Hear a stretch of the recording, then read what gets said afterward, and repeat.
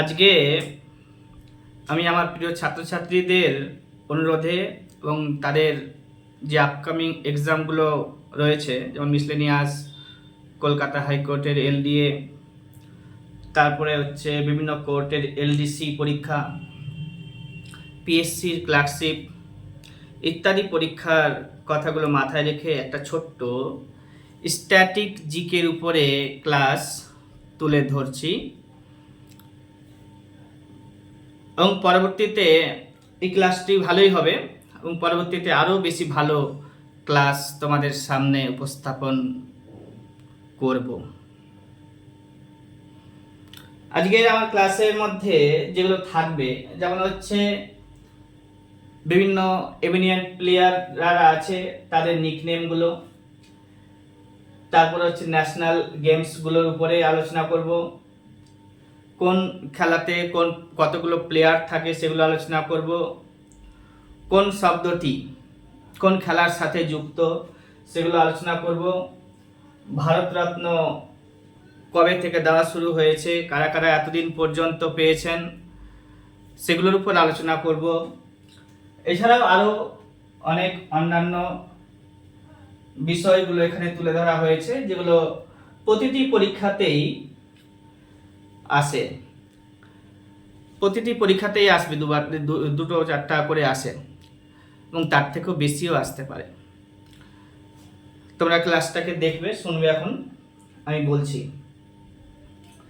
প্রথমে শুরু করব বিভিন্ন দেশের যে ন্যাশনাল গেমসগুলো আছে সেগুলোর উপরে প্রশ্ন হয়। যেমন হচ্ছে ইউএসএ বেসবল খেলে, ইউএসএর যে জাতীয় খেলা আছে ন্যাশনাল গেমস বেসবল, স্পেনের ফুটবল, ইংল্যান্ডের ক্রিকেট, ভারতের তো তোমরা সবাই জানো, নিজেদের মতো করে বলবে, জাপানের হচ্ছে সুমো রেসিং, অস্ট্রেলিয়ার ক্রিকেট খেলা, চায়নার টেবিল টেনিস, নেপালের ভলিবল, বাংলাদেশের কাবাডি, ইন্দোনেশিয়ার ব্যাডমিন্টন। আমি এই কয়েকটাই দেশের জাতীয় খেলাগুলোকে তুলে ধরেছি। এছাড়া আরও অনেক দেশ আছে, তাদের জাতীয় খেলা আছে, কিন্তু পরীক্ষাতে এই কটাই বেশি বেশি করে জিজ্ঞাসা করা হয়, যার কারণে এই কটাই আমি আরেকবার বলছি।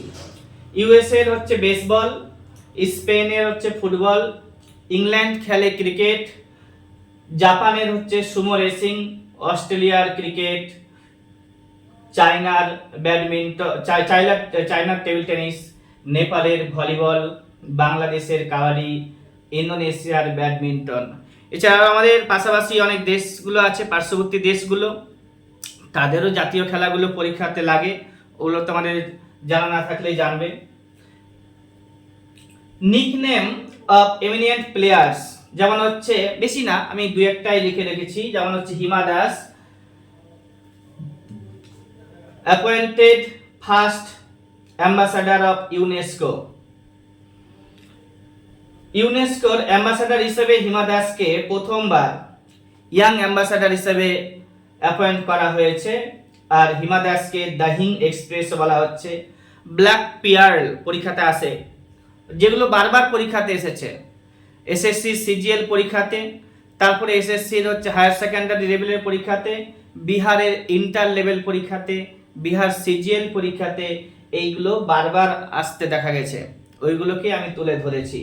পেলে কে বলা হয় ব্ল্যাক পিয়ার্ল, মেরি কমকে বলা হয় ম্যাগনিফিসিয়েন্ট মেরি, পিটি উষাকে বলা হয় পাউলি এক্সপ্রেস, মিলখা সিংকে বলা হয় ফ্লাইং সিখ। মিলখা সিংকে বলা হয় ফ্লাইং সিখ, পিটি উষাকে বলা হচ্ছে পাউলি এক্সপ্রেস, মেরি কমকে বলা হচ্ছে ম্যাগনিফিসিয়েন্ট মেরি, ব্ল্যাক পিয়াল বলা হচ্ছে পেলেকে, হিমা দাসকে বলা হচ্ছে দাহিং এক্সপ্রেস এবং তাকে ইউনেস্কোর দ্বারা ইয়াং অ্যাম্বাসাডার হিসেবে অ্যাপয়েন্ট করা হয়েছে। এবার বিভিন্ন খেলা আছে আমাদের, যে খেলাগুলোর সাথে যে সমস্ত ট্রফিগুলো যুক্ত আছে, আমি এখানে মাত্র কয়েকটা লিখেছি। যেমন হচ্ছে ক্রিকেট খেলার সাথে রঞ্জি ট্রফি, ইরানি ট্রফি, বিজয় হাজারে ট্রফি, এই তিনটি ট্রফির নাম এখানে মনে রাখবে। ফুটবল খেলার সাথে আছে সুব্রত কাপ, লা লিগা ট্রফি, সন্তোষ ট্রফি আর ফেডারেশন কাপ, এইগুলো হচ্ছে ফুটবল খেলার সাথে যুক্ত।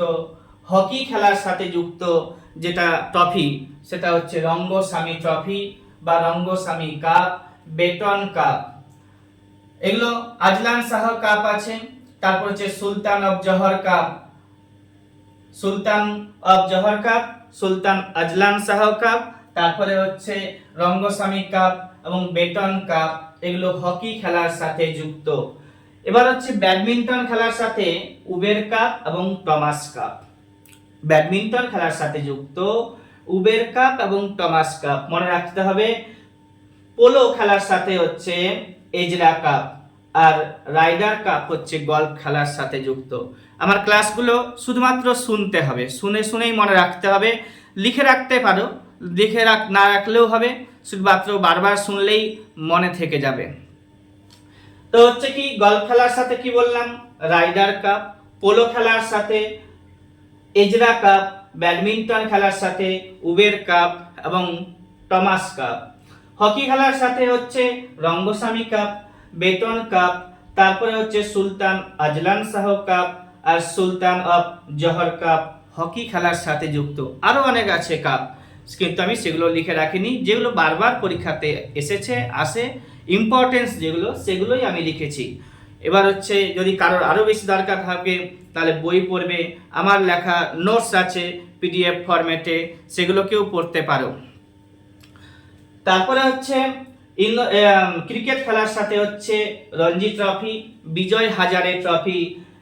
ফুটবল খেলার সাথে হচ্ছে সন্তোষ ট্রফি, লা লিগা ট্রফি, ফেডারেশন কাপ। এই কথাই মনে রাখবে। এবার লিখে রেখেছি বিভিন্ন গেমস এবং তাদের প্লেয়ার সংখ্যা। বিভিন্ন গেমস এবং তাদের প্লেয়ার সংখ্যাগুলোকে মনে রাখতে হবে, কারণ পরীক্ষাতেও এখান থেকে আসে। যেমন হচ্ছে বেসবল খেলাতে 9 জন প্লেয়ার লাগে, পোলো খেলাতে 4 জন প্লেয়ার লাগে, খোখো খেলাতে হচ্ছে 1 জন 2 জন প্লেয়ার লাগে, 1 জন করে 2 জন। রাগবি ফুটবলের সাথে হচ্ছে 15 জন। রিসেন্টলি আমি একটা এমসিকিউ টেস্ট করলাম প্র্যাকটিস সেটে, সেখানে রাগবি ফুটবলটা দেখলাম। রাগবি ফুটবলটা সব থেকে বেশি বার আসে, কারণ ওখানে 15 জন প্লেয়ার লাগে। ওয়াটার পোলোতে 7 জন, নেট বলে 7 জন, আর হচ্ছে হকিতে লাগে কতজন? হ্যাঁ, হকিতে, তারপর হচ্ছে ফুটবলে আর ক্রিকেট খেলাতে, হকিতে ফুটবলে ক্রিকেট খেলাতে 11 জন 11 জন 11 জন করে লাগে। আর হচ্ছে ভলিবল খেলাতে লাগে 6 জন, টেনিস খেলাতে লাগে 1 জন করে 2 জন, বেসবল খেলাতে লাগে 5 জন। মনে রাখতে হবে বেসবল খেলাতে 9 জন, বাস্কেটবলে 5 জন। বেসবল খেলাতে 9 জন, বাস্কেটবলে হচ্ছে 5 জন। আর হচ্ছে পোলো খেলাতে 4 জন, খোখো খেলাতে 1 জন করে 2 জন, আর রাগবি ফুটবলে হচ্ছে 15 জন, ওয়াটার পোলোতে 7 জন, নেটবল খেলাতে হচ্ছে 7 জন, হকিতে, ফুটবলে, ক্রিকেটে 11 জন করে লাগে। এগুলো কম আসে, বেশি আসে যেটা বাস্কেটবলে 5 জন, ভলিবলে 6 জন, রাগবি ফুটবলে 15 জন, বেসবলে হচ্ছে 9 জন। এগুলোতে এইগুলো বেশি আসে। এবার বেশ কিছু ওয়ান লাইনার বেসিসে প্রশ্ন, যেমন হচ্ছে নাম, নিকনেমের মতো বলি আমরা। যেমন হচ্ছে কোরিয়াকে আমরা বলছি হারমিট কিংডম, কোরিয়াকে বলি আমরা হারমিট কিংডম। ডিপেস্ট লেক পরীক্ষাতে বারবার আসে, ডিপেস্ট লেকের নাম, বৈকাল লেক আছে। আর হচ্ছে সুয়েজ ক্যানেল কত সালে ওপেন করা হয়েছিল, এটা পরীক্ষাতে আসে। সুয়েজ ক্যানেল কবে ওপেন করা হয়েছিল? সুয়েজ ক্যানেলকে 1869 খ্রিস্টাব্দে ওপেন করা হয়েছিল। আর হচ্ছে যে founding member of United Nations, সম্মিলিত জাতিপুঞ্জ যখন তৈরি করা হয়েছিল তখন কতজন মেম্বার ওখানে প্রেজেন্ট ছিল? তো সেটা হবে 51 জন। কত সালে ইউনাইটেড নেশনস তৈরি হয়েছে? 1945 খ্রিস্টাব্দের 24 তারিখে অক্টোবর মাসে। অ্যাট প্রেজেন্ট ইউনাইটেড নেশনসে কতজন মেম্বার আছে? সব থেকে শেষে কে মেম্বার হিসেবে যোগদান করেছে সেগুলোকে পড়বে। এখন অ্যাট প্রেজেন্ট হচ্ছে 193 জন মেম্বার। দেখে নিতে হবে, এটা রিসেন্টলি চেঞ্জ হতে পারে, মাঝখানে যোগদান করবে নতুন কোনো কান্ট্রি। প্যালেস্টাইন হচ্ছে newly member of United Nations. এবার হচ্ছে যে সুনামি অ্যাওয়ারনেস ডে পালন করি আমরা। সুনামি অ্যাওয়ারনেস ডে পালন করি আমরা কবে? এটা হচ্ছে 5ই নভেম্বর পালন করি। এছাড়া পরীক্ষাতে আরো আসে সাহারা মরুভূমি কোথায় আছে? এটা আফ্রিকা মহাদেশে আছে সাহারা মরুভূমি। আফ্রিকা মহাদেশের বেশ কয়েকটি দেশে সাহারা মরুভূমি বিরাজ করে, এটাও মনে রাখতে হবে, কারণ পরীক্ষাতে আসে 10-12টা কান্ট্রি আছে যেখানে সাহারা মরুভূমি ছড়িয়ে গেছে। গোবি মরুভূমি যেটা এশিয়া মহাদেশেই রয়েছে, এটা মঙ্গোলিয়াতে রয়েছে। মঙ্গোলিয়া কোথায় অবস্থান করছে? ওয়ার্ল্ড ম্যাপে তোমাদেরকে দেখতে হবে। লাম্বার্ড গ্লাসিয়ার পরীক্ষাতে আসে, এটা অ্যান্টার্কটিকা মহাদেশে রয়েছে লাম্বার্ড গ্লাসিয়ার। আরো পড়তে হবে কি? আটাকামা মরুভূমি, আমাদের ক্লাসে আলোচনা করা হয়েছে। আটাকামা মরুভূমি হচ্ছে সাউথ আফ্রিকাতে রয়েছে, সাউথ আমেরিকাতে রয়েছে, দক্ষিণ আমেরিকাতে রয়েছে, এটা চিলিতে এবং আর্জেন্টিনাতে, দুটো মহাদেশে রয়েছে। এবং দক্ষিণ আমেরিকাতে যে এটা আছে, পর্বতটা আছে, সেই পর্বতের সর্বোচ্চ মানে উচ্চ মালভূমি যদি বলি, সেটা হচ্ছে আমাদের আটাকামা মরুভূমি।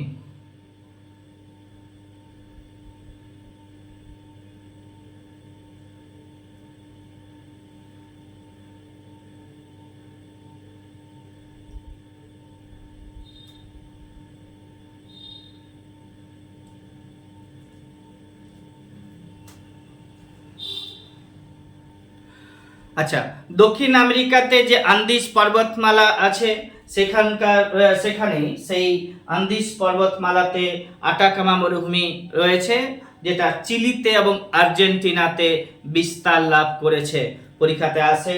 এবার হচ্ছে যে রকি পর্বত কোথায় রয়েছে? রকি পর্বত রয়েছে উত্তর আমেরিকাতে, আর দক্ষিণ আমেরিকাতে রয়েছে কোনটা? আন্দিজ পর্বতমালা। উত্তর আমেরিকাতে রকিস, দক্ষিণ আমেরিকাতে হচ্ছে উত্তর আমেরিকাতে রকি, দক্ষিণ আমেরিকাতে আন্দিজ। আন্দিজ পর্বতমালাতে রয়েছে আটাকামা মরুভূমি, পরীক্ষাতে খুব আসে। এছাড়াও তোমাদেরকে পড়তে হবে নীল নদী কোথায় রয়েছে? এটা হচ্ছে longest river of the world. তারপরে হচ্ছে যে অ্যামাজন রিভার, এই অ্যামাজন রিভার কিন্তু দক্ষিণ আমেরিকাতে রয়েছে অ্যামাজন রিভার, ওই আন্দিজ পর্বতমালা থেকেই সৃষ্টি হয়েছে। এবং এই নদীটা পড়েছে কোথায়? সাউথ আটলান্টিক ওশেনে গিয়ে নদীটা পড়েছে। এগুলোকে জানতে হবে, মাঝে মাঝে পরীক্ষাতে আসে। ইয়াংজে রিভার হচ্ছে এশিয়া মহাদেশের চায়নাতে। এবার হচ্ছে কি, এছাড়া আমাদেরকে আরো 3খানা নদীর নাম পড়তে হবে। একটা হচ্ছে মাহে রিভার, কর্কট ক্রান্তি রেখাকে 2বার অতিক্রম করেছে।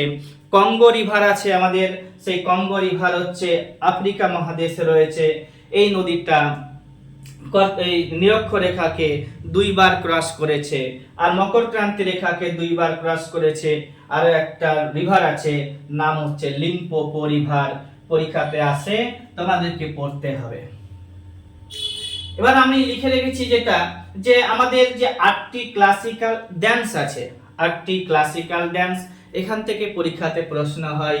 যেমন হচ্ছে ভারতনাট্যম, তারপর হচ্ছে কুচিপুড়ি, কথাকলি, কত্থক, মোহিনীঅট্টম, ওড়িশি, তারপর সাত্রিয়া, এইগুলো যে আছে কোথায় মোহিনীঅট্টম কোথায়, এই সমস্ত ক্লাসিক্যাল যে ডান্সগুলো আছে, 8টি ক্লাসিক্যাল ডান্সের নাম তোমাদেরকে অলওয়েজ মনে রাখতে হবে কোথায় কোথায় দেখা যায়। যেমন হচ্ছে ভারতনাট্যম তামিলনাড়ুতে, কুচিপুড়ি ডান্স ফর্ম এটা অন্ধ্রপ্রদেশে দেখতে পাওয়া যায়, কত্থক ডান্স ফর্ম সেটা ইউপিতে দেখা যায়, মোহিনীঅট্টম এটা হচ্ছে কেরালাতে আমরা দেখি, আর কথাকলি হচ্ছে কেরালাতে, মণিপুরি একটা আছে মণিপুরে, আর হচ্ছে সাত্রিয়া ডান্স ফর্ম সেটা আসামে। মৃণালিনী সারাভাইয়ের নাম তোমরা শুনেছো, আর তার মেয়ের নাম হচ্ছে মল্লিকা সারাভাই। মৃণালিনী সারাভাইয়ের হাজব্যান্ডের নাম হচ্ছে বিক্রম সারাভাই, যিনি ভিএসএসসি বিক্রম সারাভাই স্পেস সেন্টার এর ফাউন্ডার। বিক্রম সারাভাই স্পেস সেন্টারের ফাউন্ডার হচ্ছে বিক্রম সারাভাই। তার স্ত্রী মৃণালিনী সারাভাই যিনি ভারতনাট্যম এবং কথাকলি ডান্সের সাথে যুক্ত, ক্লাসিক্যাল ডান্সের সাথে যুক্ত। এবং মৃণালিনী সারাভাইয়ের মেয়ে নাম মল্লিকা সারাভাই, সে কিন্তু ভারতনাট্যম এবং কুচিপুড়ি ডান্স ফর্মের সাথে যুক্ত, পরীক্ষাতে আসে এখান থেকে। এরপরের ক্লাসগুলোতে আমি ক্লাসিক্যাল ডান্সের উপরে আলাদা করে ভিডিও করব, খেলাধুলার উপরে আলাদা করে ভিডিও করব এবং বিভিন্ন টপিকগুলো এখানে একটা ভিডিওর মধ্যে সবগুলো করে রেখেছি। যাদের ক্লাসগুলোকে শুনতে ভালো লাগবে লাইক টাইক দিয়ে রাখবে, পরবর্তীতে আলাদা আলাদাভাবে স্পেসিফিক টপিকের উপরে ক্লাসগুলোকে তুলে দেওয়া হবে। এবার হচ্ছে যে এটা বললাম, তারপরে আরো পড়তে হবে আমাদেরকে যে ফেমাস হিন্দু টেম্পলস গুলো আছে সেগুলোর উপরেও প্রশ্ন হয়ে যায়। যেমন হচ্ছে শোর টেম্পলস কোথায় আছে, এটা হচ্ছে মহাবলীপুরম এ তৈরি করা হয়েছে। এবার হচ্ছে কি বিরূপাক্ষ মন্দির পরীক্ষাতে আসে, বিরূপাক্ষ টেম্পল, এটা হাম্পি শহরে আছে কর্ণাটকে। এই বিজয়নগর সাম্রাজ্যের যে ধ্বংসাবশেষ পাওয়া গেছিল সেটা হাম্পি শহরে। বিজয়নগর সাম্রাজ্যের শ্রেষ্ঠ শাসকের নাম আছে রাজা কৃষ্ণদেব রায়। তিনি আবার কোন রাজার সমসাময়িক ছিলেন সেটা পরীক্ষাতে আসে। বিজয়নগর সাম্রাজ্য কবে সৃষ্টি লাভ করেছিল সেটাও পরীক্ষাতে আসে। 1336 খ্রিস্টাব্দে বিজয়নগর সাম্রাজ্য সৃষ্টি হয়েছিল এবং বিজয়নগর সাম্রাজ্যের শ্রেষ্ঠ শাসকের নাম হচ্ছে রাজা কৃষ্ণদেব রায়, পরীক্ষাতে আসে। আর বিজয়নগর সাম্রাজ্যের ধ্বংসাবশেষ পাওয়া গেছে কোথায়, তো কর্ণাটকের হাম্পি শহরে, সেখানেই রয়েছে বিরূপাক্ষ টেম্পল। এবার হচ্ছে কি জগন্নাথ টেম্পলস, এটা পুরীতে আছে জগন্নাথ টেম্পল, এটা উড়িষ্যাতে পড়বে। এবার হচ্ছে লিঙ্গরাজার টেম্পলস উড়িষ্যাতে পড়বে। এবার হচ্ছে দিলওয়ারা মন্দির, যেটা রাজস্থানে মাউন্ট আবুতে রয়েছে। দিলওয়ারা টেম্পলস পরীক্ষাতে আসে, মাউন্ট আবুতে রয়েছে রাজস্থানে। ওই রাজস্থানের যে পর্বত আছে না আরাবল্লী পর্বত, যার সর্বোচ্চ শৃঙ্গের নাম হচ্ছে গুরু শিখর, সেইখানেই রয়েছে মাউন্ট আবু। আর মাউন্ট আবুতে রয়েছে দিলওয়ারা টেম্পলস। এছাড়া আরো পরীক্ষাতে আসে বদ্রীনাথ টেম্পল, কেদারনাথ টেম্পল, এবার হচ্ছে গঙ্গোত্রী টেম্পল। এগুলো সবই আমাদের উত্তরাখণ্ডে রয়েছে। উত্তরাখণ্ডে যে সর্বোচ্চ শৃঙ্গ আছে নন্দা দেবী, যেটা সিকিমকে ভারতের সাথে যুক্ত করার আগে সেই নন্দা দেবীকে ভারতের সর্বোচ্চ শৃঙ্গ বলা হতো। এখন ভারতের সর্বোচ্চ শৃঙ্গ যদি পরীক্ষাতে আসে, হিমালয় পর্বতে অবস্থিত ভারতের সর্বোচ্চ শৃঙ্গ পরীক্ষাতে জিজ্ঞাসা করবে, সেটা হবে কাঞ্চনজঙ্ঘা। 1982 সালের পর থেকে কাঞ্চনজঙ্ঘা ভারতের সর্বোচ্চ শৃঙ্গ নাম পেয়েছে হিমালয় পর্বতে অবস্থিত শৃঙ্গগুলির মধ্যে। এছাড়া আমাদের কেটু আছে, কারাকোরামে অবস্থিত রয়েছে। এগুলো আমাদেরকে জানা আছে আমাদের ক্লাসগুলোতে, আগের ভিডিওগুলোতে খুব সুন্দর হবে। আর প্রত্যেকটা ভিডিওই মন লাগিয়ে শুনতে হবে, কারণ হচ্ছে আমি স্পেশালভাবে অত ভিডিও করি না, কিন্তু আমার ভিডিওগুলোতে স্পেশাল টপিকগুলোর উপর আলোচনা করা হয়ে থাকে। ওই জন্য আমার ক্লাসগুলোকে ধৈর্য সহকারে শুনতে হবে, তাহলেই পরীক্ষাতে মানে ভালোভাবে তোমরা জানতে পারবে। এছাড়া রয়েছে কি নন্দা দেবী টেম্পলস, যেটা উত্তরাখণ্ডে রয়েছে, Badrinath temple, Kedarnath temple, Gangotri temples. এখানে বেশ কিছু রিভার সৃষ্টি হয়েছে, যেমন গঙ্গোত্রী গ্লাসিয়ার আছে, সেখান থেকে গঙ্গা নদী, যমুনাত্রী গ্লাসিয়ার আছে, সেখান থেকে যমুনা নদী। এগুলো জিওগ্রাফির ক্লাসে আলোচনা করা হয়েছে এর আগে। এবার হচ্ছে কি উত্তরাখণ্ডে বলেছি। এবার হচ্ছে কি সাচি টেম্পল পরীক্ষাতে জিজ্ঞাসা করা হয় এবং খাজুরাহ টেম্পল পরীক্ষাতে জিজ্ঞাসা করা হয়। দুটোই কিন্তু মধ্যপ্রদেশে রয়েছে, খাজুরাহ টেম্পল এবং হচ্ছে সাচি টেম্পলস, দুটোই হচ্ছে মধ্যপ্রদেশে রয়েছে। পরীক্ষাতে আরো আসতে দেখা গেছে, বিশেষ পরীক্ষাতে এসেছে রুমটেক মনাস্ট্রি কোথায় রয়েছে, তো রুমটেক মনাস্ট্রি হচ্ছে সিকিমে আছে। তারপরে আছে কি সোমনাথ মন্দির পরীক্ষাতে আসে, যেটা গুজরাটে রয়েছে। সোমনাথ মন্দির কোথায় রয়েছে, গুজরাটে রয়েছে, শুনে রাখবে, খুব ভালো করে মনে রাখবে। এবার হচ্ছে কি দুটো শব্দ লিখে রেখেছি, আগমার্ক আর আইএসআই মার্ক, মনে রাখতে হবে। আগমার্ক কিসের সাথে যুক্ত, আইএসআই মার্ক কিসের সাথে যুক্ত। তা আগমার্ক হচ্ছে কৃষিজাত পণ্যের যে নাম্বারিং করা হয়, মার্ক করা হয়, সেটা হচ্ছে আগমার্ক। আর শিল্পজাত দ্রব্যের উপরে আইএসআই মার্ক। আগমার্ক এবং আইএসআই মার্কের উপরে আরো বেশ ভালো ক্লাস আমি পরে স্পেসিফিক ক্লাসে দেবো, এখানে নাহলে ভিডিওটা অনেক বড় হয়ে যাবে। এবার হচ্ছে কি আমাদের বেশ কিছু কান্ট্রি আছে যাদের কারেন্সি গুলোকে জানতে হবে।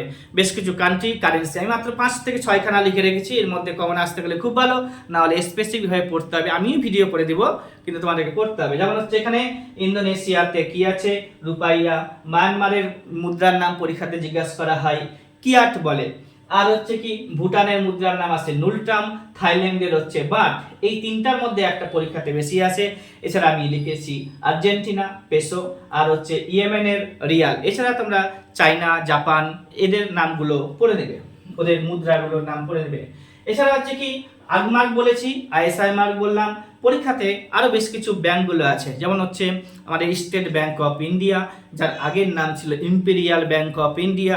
1921 খ্রিস্টাব্দে ইম্পেরিয়াল ব্যাংক অফ ইন্ডিয়া স্থাপিত হয়েছিল। তারপরে স্বাধীনতার পরে 1955 খ্রিস্টাব্দে ইম্পেরিয়াল ব্যাংক অফ ইন্ডিয়া নাম চেঞ্জ হয়েছে স্টেট ব্যাংক অফ ইন্ডিয়া এবং ন্যাশনালাইজেশন করা হয়েছে।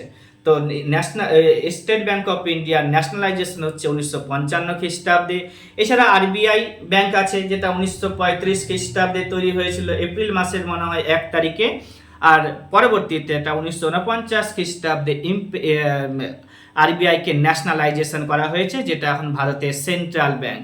এছাড়া আরো পড়তে হবে যে স্টেট ব্যাংক অফ ইন্ডিয়া থেকে, আরবিআই থেকে, যে তার লোগো কি আছে ইত্যাদি আছে কি, ওগুলো আমি এই ক্লাসে বলবো না।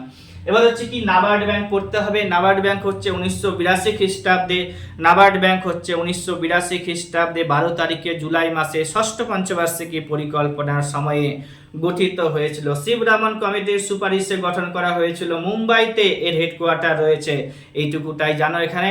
এছাড়া এখানকার চেয়ারম্যান কে আছে, অমুক দুমুক আছে কে, ওগুলো সব জানতে হবে। এছাড়া এক্সপোর্ট ইম্পোর্ট ব্যাংক আছে, এটা হচ্ছে ষষ্ঠ পঞ্চবার্ষিকী পরিকল্পনার সময়ে স্থাপনা করা হয়েছিল 1982 খ্রিস্টাব্দে, মনে রাখতে হবে। এছাড়া আমাদেরকে আর কি করতে হবে, হ্যাঁ, প্রজেক্ট টাইগার লঞ্চ করেছে ভারত সরকার কত সালে। তো বিভিন্ন যে প্রোটেকশন বলো, কনজারভেশন বলো ইত্যাদি, এগুলো এখানে আমি লিখে রেখেছি, জাস্ট ইয়ারগুলো লিখেছি, আর হচ্ছে কনজারভেশন বা সংরক্ষণ, প্রোটেকশন ইত্যাদি নামগুলো বলছি, আর হচ্ছে তাদের ইয়ারগুলো বলছি। যেমন হচ্ছে প্রজেক্ট টাইগার ভারত সরকারের দ্বারা লঞ্চ করা হয়েছে 1973 খ্রিস্টাব্দে। প্রজেক্ট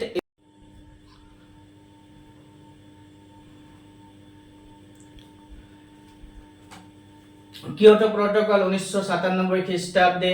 মিগ গ্যাসের দুর্ঘটনা 1984 খ্রিস্টাব্দে, এটা মধ্যপ্রদেশে হয়েছিল।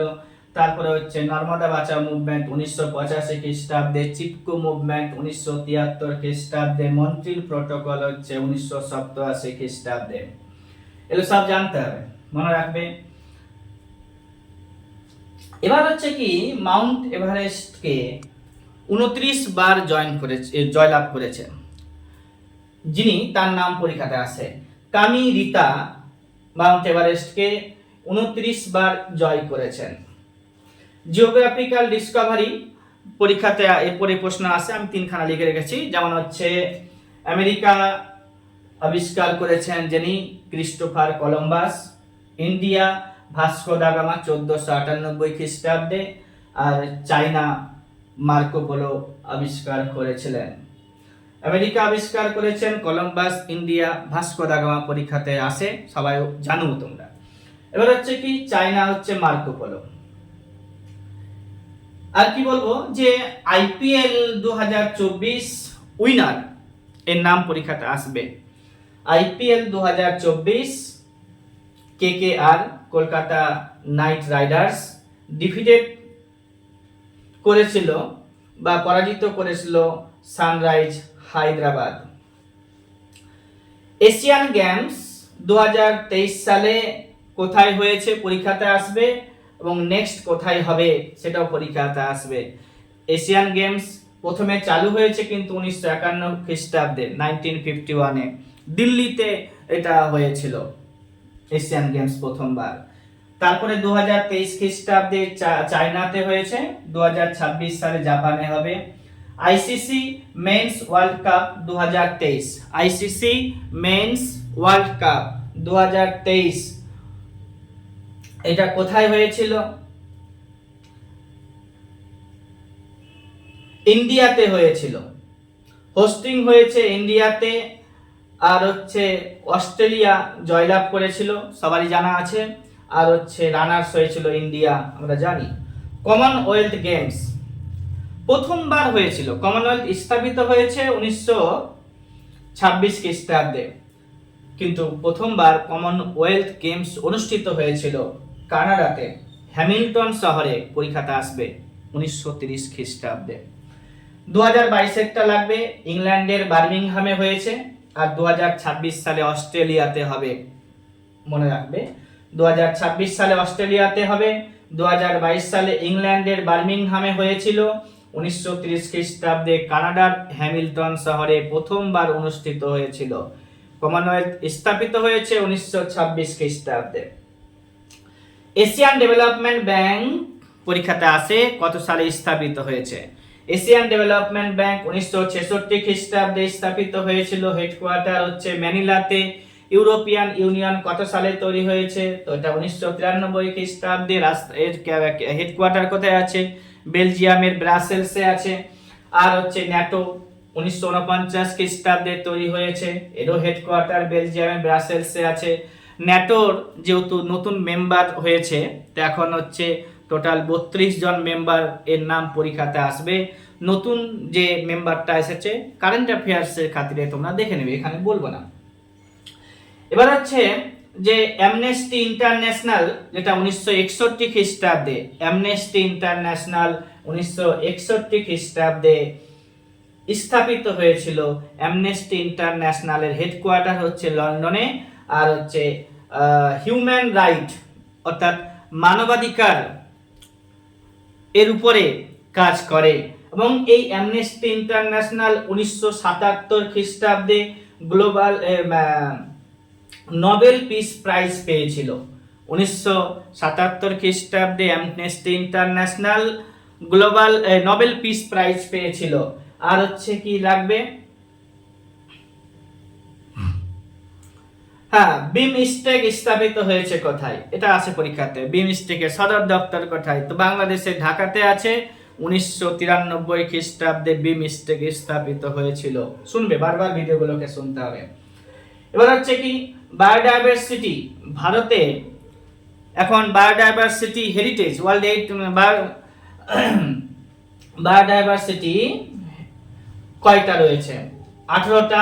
এর মধ্যে কতগুলো ইউনেস্কোর দ্বারা চিহ্নিত হয়েছে সেটা লাগবে। তারপর হচ্ছে ন্যাশনাল পার্কের সংখ্যা ভারতে কত আছে? ইউনেস্কোর দ্বারা চিহ্নিত 12টা। এবার ন্যাশনাল পার্কের সংখ্যা কত আছে? তো 106টা। টাইগার রিজার্ভ ভারতে কটা আছে? 55টা, 55টা। এবার হচ্ছে নতুনটি যেটা রাজস্থানে যেটা হয়েছিল, এখানে নাম বলবো না। এবার হচ্ছে রামসার সাইট হচ্ছে 84টা। রামসার সাইট কটা আছে? 84টা। নতুনগুলো, এই যে নামগুলো যেগুলো নতুন নতুন হয়েছে ওগুলো আমি কিন্তু কারেন্ট অ্যাফেয়ার্সের ক্লাসে বলবো, ঠিক আছে? বায়োডাইভার্সিটি হচ্ছে 18টা। আর হচ্ছে ন্যাশনাল পার্ক হচ্ছে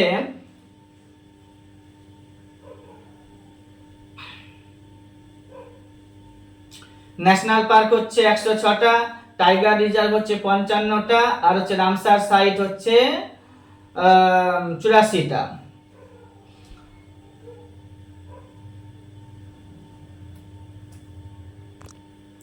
একটু ভুল বললাম, যে যে বায়োডাইভার্সিটিটা বললাম ওটা বায়োডাইভার্সিটির সংখ্যা হচ্ছে 4টা, কিন্তু বায়োস্ফিয়ার রিজার্ভ 18টা। তার মধ্যে বায়োস্ফিয়ার রিজার্ভ 18টা, তার মধ্যে 12টা হচ্ছে ইউনেস্কোর দ্বারা স্বীকৃত।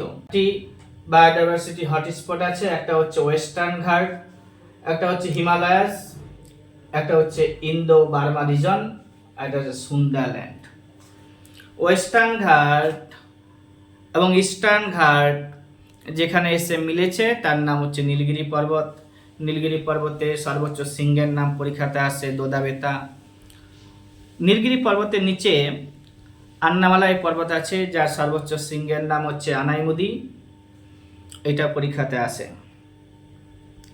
পূর্বঘাট পর্বতমালা যেটা আছে ওইখানকার সর্বোচ্চ শৃঙ্গের নাম পরীক্ষাতে আসে। পশ্চিমঘাট পর্বতমালার সর্বোচ্চ শৃঙ্গের নাম, এটা হচ্ছে আমরা বলবো আনাইমুদি। আর জিন্দাগারা হচ্ছে পূর্বঘাট পর্বতমালার সর্বোচ্চ শৃঙ্গ। আর সহ্যাদ্রি পর্বতমালা মহারাষ্ট্রে পশ্চিম ঘাট পর্বতমালাকে সহ্যাদ্রি পর্বতমালা বলা হচ্ছে। এটুকুটাই বললাম এখানে। মেজর টুরিস্ট স্পটগুলোর নাম পরীক্ষাতে আসে, যেমন হচ্ছে ইন্ডিয়া হাউস কোথায় আছে? ইন্ডিয়া হাউস হচ্ছে লন্ডনে অবস্থিত। আর এই লন্ডন কোন নদীর তীরে অবস্থিত সেটাও পরীক্ষাতে জিজ্ঞাসা করা হয়, টেমস নদীর তীরে। অপেরা হাউস কোথায় আছে? সিডনিতে আছে। ওয়াল স্ট্রিট কোথায় আছে? নিউ ইয়র্কে আছে। হোয়াইট হাউস কোথায় আছে? ওয়াশিংটন ডিসিতে আছে। লিনিং টাওয়ার কোথায় আছে? পিসা শহরে আছে, রোমের, ইটালির। এবার হচ্ছে আইফেল টাওয়ার কোথায় আছে? প্যারিসে আছে।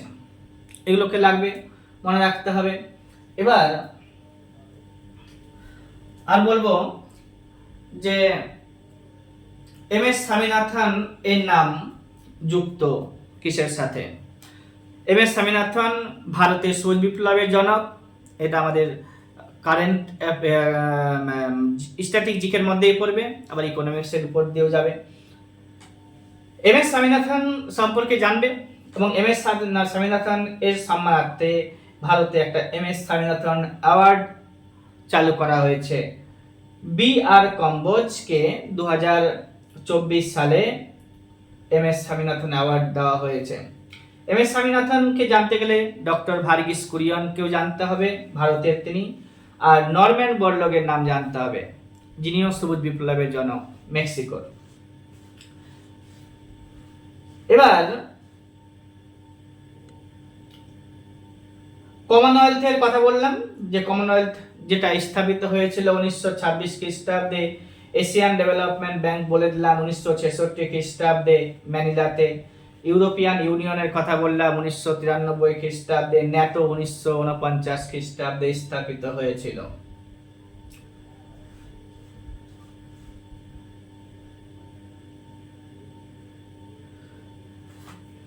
পরীক্ষাতে আরো আসবে যে আমরা বললাম না 1930 খ্রিস্টাব্দে কমনওয়েলথ। এছাড়াও রাজীব গান্ধী খেল রত্ন পরীক্ষা আমাদের দেওয়া হয়, রাজীব গান্ধী খেল রত্ন। এই রাজীব গান্ধী খেল রত্ন অ্যাওয়ার্ড দেওয়া চালু হয়েছিল কবে থেকে? রাজীব গান্ধী খেল রত্ন অ্যাওয়ার্ড দেওয়া চালু হয়েছিল 1991 খ্রিস্টাব্দ থেকে। 1991 খ্রিস্টাব্দ থেকে 1991-92 সাল থেকে দেওয়া হয়েছিল। অর্জুন অ্যাওয়ার্ড চালু করা হয়েছে 1961 খ্রিস্টাব্দ থেকে। দ্রোণাচার্য অ্যাওয়ার্ড 2002 সাল থেকে। আর একটা হচ্ছে দ্রোণাচার্য অ্যাওয়ার্ড হচ্ছে 1985 সাল থেকে। আর ধ্যানচাঁদ অ্যাওয়ার্ড হচ্ছে 2002 সাল থেকে। ধ্যানচাঁদ অ্যাওয়ার্ড একটা, আর রাজীব গান্ধী খেল রত্ন যেটা অ্যাওয়ার্ড বলছি 1991-92 সাল থেকে দেওয়া হয়েছিল, সেটা এখন নাম চেঞ্জ হয়েছে, মেজর ধ্যানচাঁদ অ্যাওয়ার্ড নাম হয়েছে। এবার আমরা পড়ব ভারত রত্ন যে অ্যাওয়ার্ড দেওয়া হয়, ভারতের সর্বোচ্চ অসামরিক অ্যাওয়ার্ড, আজই ভারত রত্ন। এরপর আমি পদ্ম অ্যাওয়ার্ডগুলোকে বলবো। এই ভারত রত্ন অ্যাওয়ার্ড হচ্ছে 1954 খ্রিস্টাব্দ থেকে দেওয়া শুরু হয়েছিল। আর 1954 খ্রিস্টাব্দে যারা পেয়েছিলেন তাদের নামটা লাগবে চন্দ্রশেখর ভেঙ্কটরমন, চক্রবর্তী রাজা গোপালাচারী, আর হচ্ছে সর্বপল্লী রাধাকৃষ্ণন। সর্বপল্লী রাধাকৃষ্ণন ভারতের প্রথম উপরাষ্ট্রপতি এবং দ্বিতীয় রাষ্ট্রপতি। প্রথম উপরাষ্ট্রপতি তার টার্ম ছিল 1952 থেকে 62 সাল পর্যন্ত, এবং রাষ্ট্রপতি হিসেবে 62 থেকে 67 সাল পর্যন্ত। ভারতের প্রথম রাষ্ট্রপতির নাম জানতে হবে তোমাদেরকে, বাবু রাজেন্দ্র প্রসাদ। ওগুলো পরে বলবো আবার। বাবু রাজেন্দ্র প্রসাদ কেবল বিহারের গান্ধী বলা হচ্ছে, গান্ধীজির সাথে আন্দোলন করেছিলেন বেশ কিছু। আর হচ্ছে ইন্দিরা গান্ধী কত সালে ভারতরত্ন পেয়েছিল সেটা পরীক্ষাতে জিজ্ঞাসা করা হয়। তিনি 1971 খ্রিস্টাব্দে ভারতরত্ন পেয়েছিলেন। আর ভারতরত্ন অ্যাওয়ার্ড তো আমরা দেওয়া হয়, এই ভারতরত্ন অ্যাওয়ার্ডে যে পাতার ছবি থাকে সেটা কোন গাছের পাতা, ওইটা আসে পরীক্ষাতে, পিপুল গাছের পাতা। এবার হচ্ছে কি মাদার টেরেসা ভারতীয়, বিদেশি কিন্তু পরবর্তীতে ভারতীয় হয়েছিলেন, সিটিজেনশিপ নিয়েছিলেন। মাদার টেরেসা 1980 খ্রিস্টাব্দে ভারতরত্ন পেয়েছেন। তারপরে খান আব্দুল গফর খান বলা হয় যে প্রথম বিদেশি যিনি ভারতরত্ন পেয়েছিলেন। খান আব্দুল গফর খান 1980 খ্রিস্টাব্দে পেয়েছেন। খান আব্দুল গফর খান 1987 সালে পেয়েছেন। মাদার টেরেসা 80 সালে পেয়েছেন। ইন্দিরা গান্ধী 1971 সালে পেয়েছিলেন। এবার 1990 খ্রিস্টাব্দে নেলসন ম্যান্ডেলাকে দেওয়া হয়েছে সাউথ আফ্রিকার। সত্যজিৎ রায় পেয়েছে 1992 খ্রিস্টাব্দে।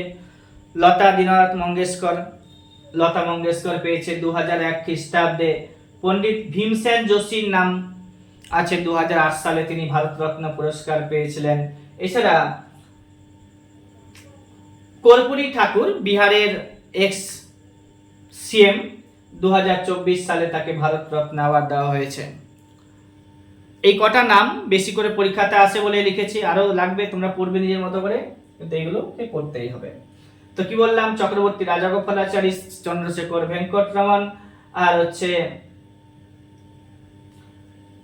সর্বপল্লী রাধাকৃষ্ণন 1954 খ্রিস্টাব্দে। ইন্দিরা গান্ধী পেয়েছে 1971 খ্রিস্টাব্দে। তারপরে হচ্ছে মাদার টেরেসা 1980 খ্রিস্টাব্দে। খান আব্দুল গফ্ফর খান 1987 খ্রিস্টাব্দে। নেলসন ম্যান্ডেলা 1990 খ্রিস্টাব্দে।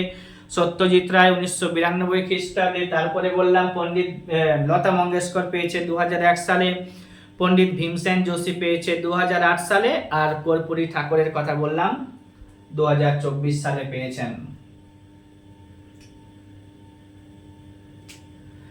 আটাকামা মরুভূমির কথা বললাম একটু আগে, তাই না? তো আটাকামা মরুভূমি চিলি এবং আন্দিজে রয়েছে। চিলিতে রয়েছে আন্দিজ পর্বতে, আর আর্জেন্টিনাতেও এই পর্বতটাকে দেখতে পাওয়া যাবে। আর লাদাখ প্লাটু, লাদাখ প্লাটু যেটা কারাকোরামে রয়েছে, সেটাও পরীক্ষাতে জিজ্ঞাসা করা হয়। ভারতের শীতলতম মরুভূমি, উচ্চতম। পামির মালভূমি, যেটাকে পৃথিবীর ছাদ বলছি, 2-3টা পর্বতমালা, নিচ থেকে কারাকোরাম যাবে, ওই দুই দিক, একদিক থেকে হিন্দু কোষ আসবে, একদিক থেকে আসবে তিব্বত পর্বত, এগুলো মিলে উপরে একটা মালভূমি সৃষ্টি হয়েছে তাদের উপরে, সেটা হচ্ছে পামির মালভূমি, যেটাকে পৃথিবীর ছাদ বলা হচ্ছে। তারপরে লাগবে আমাদের কি,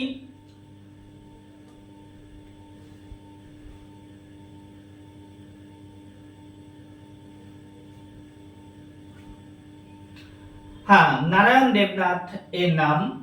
নারায়ণ দেবনাথের দ্বারা সৃষ্টি বেশ কিছু ক্যারেক্টার, যেমন হচ্ছে বাটুল দি গ্রেট, হাঁদাভোদা, নন্টে ফন্টে, বাহাদুর বেড়াল, এই সমস্ত ক্যারেক্টারগুলো আমাদের নারায়ণ দেবনাথের দ্বারা তৈরি করা হয়েছে। যুবনাশ্য কার ছদ্মনাম ছিল, পরীক্ষাতে আসে। মনীষ ঘটকের ছদ্মনাম হচ্ছে যুবনাশ্য। তার মেয়ে মহেশ্বতা দেবী, তার হচ্ছে ছদ্মনাম ছিল সুমিত্রা দেবী। মনীষ ঘটকের মেয়ে মহেশ্বতা দেবী, তার ছদ্মনাম হচ্ছে সুমিত্রা দেবী, আর যুবনাশ্য মনীষ ঘটক। মাইকেল মধুসূদন দত্তের ছদ্মনাম পরীক্ষাতে জিজ্ঞাসা করা হয়, টিমোথি পেন পোয়েম। আর বীরেন্দ্র কৃষ্ণ ভদ্র বিরূপাক্ষ ছদ্মনাম তার রয়েছে। পরীক্ষাতে আরো আসবে বিগেস্ট লাইব্রেরি এর নাম আসবে। আর ভারতের 13টি মেজর পোর্ট রয়েছে, সেটা স্ট্যাটিক জিকের মধ্যেই নিয়ে চলে আসলাম। ভারতে 13টি মেজর পোর্ট রয়েছে, এছাড়াও অনেকগুলো ছোট ছোট পোর্ট রয়েছে। তো 13টি মেজর পোর্টের নাম পরীক্ষাতে আসে। পূর্ব দিকে রয়েছে, পশ্চিম দিকে রয়েছে। আরব সাগরে রয়েছে বেশ কিছু পোর্ট, কিছুটা রয়েছে বঙ্গোপসাগরে। তো যেগুলো আরব সাগরে, বঙ্গোপসাগরে রয়েছে, ম্যাপটা দেখে পড়বে তাহলেই পারবে। যেমন হচ্ছে গুজরাটে কান্দারা পোর্ট আছে, মহারাষ্ট্রতে দুটো আছে, একটা হচ্ছে জওহরলাল নেহরু পোর্ট, একটা হচ্ছে মুম্বাই পোর্ট, তারপরে হচ্ছে কেরালাতে কোচি পোর্ট আছে, তারপরে হচ্ছে তামিলনাড়ুতে 3খানা পোর্ট আছে, তুতিকুরিন পোর্ট আছে, এন্নোর পোর্ট রয়েছে, চেন্নাই পোর্ট রয়েছে, আর হচ্ছে অন্ধ্রপ্রদেশে রয়েছে বিশাখাপত্তনম পোর্ট, উড়িষ্যাতে রয়েছে প্যারাদ্বীপ বন্দর, কলকাতাতে রয়েছে হুগলি পোর্ট বা কলকাতা পোর্ট, এগুলোর নাম লাগবে। এইগুলো দেখতে হবে, পড়তে থাকবে। 13খানা পোর্ট রয়েছে। আর আজকের আমার ক্লাসে হচ্ছে ল্যান্ডলক সি পরীক্ষাতে আসবে। আর হচ্ছে কর্ণাটকে রয়েছে ম্যাঙ্গালোর পোর্ট, এই পোর্টগুলোর নাম লাগবে। ল্যান্ডলক সি রয়েছে কাস্পিয়ান সাগর, তারপরে হচ্ছে কাস্পিয়ান সাগর বা কাস্পিয়ান সি, ল্যান্ডলক সি বলবো, আবার ল্যান্ডলক